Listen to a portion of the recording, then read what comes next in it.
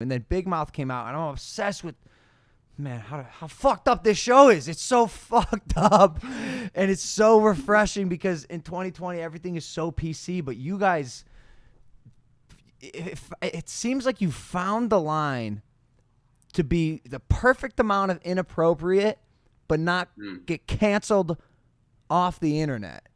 Is that exactly what you were going for? And do you have to reel it back?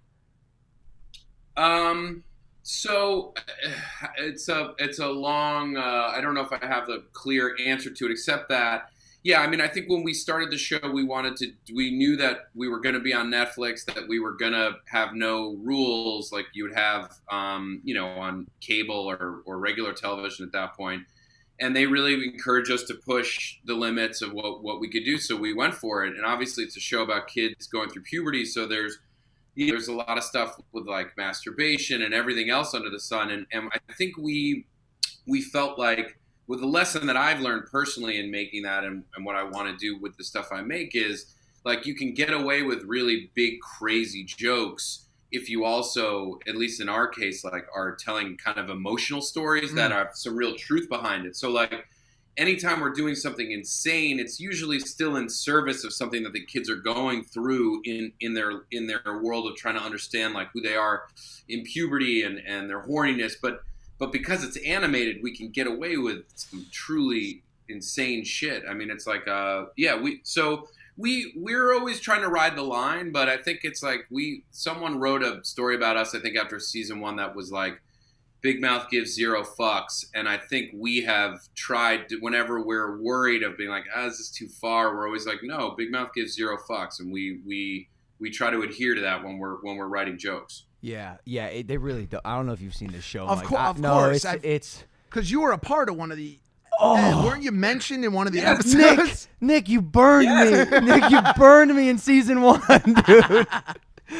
It was, but it's not a burn. It was like Logan and Paul confidence, right? It was like it was. I mean, you're a pretty confident guy, right? Well, I typed in Big Mouth online. There's the people also ask.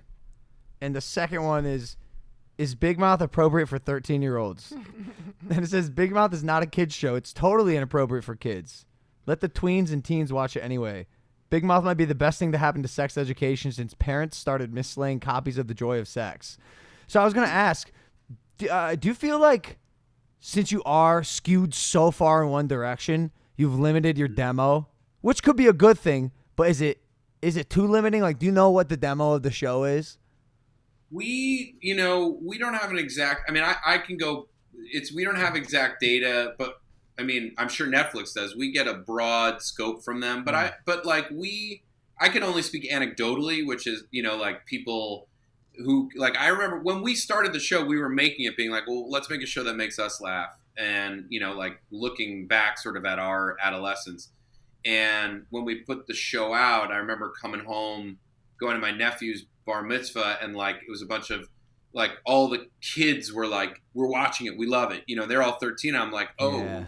You guys are gonna be watching this? Yeah. And then their parents were like, I saw their parents later, who are all like my brother's age, and they were like, yeah, it's dirty, but also like you're talking about a lot of stuff that our kids actually need to know about and are going through, so like thank you for having that conversation for us, or creating a platform for us to be able to talk about it. Like, it is absolutely filthy, but like if parents are listening or like, make no mistake, like anything that we're talking about on the show, kids can find on the internet, no problem. Yeah. Like, you know what I mean? Like, we have this effect like, with your girl, with Amara. Yeah.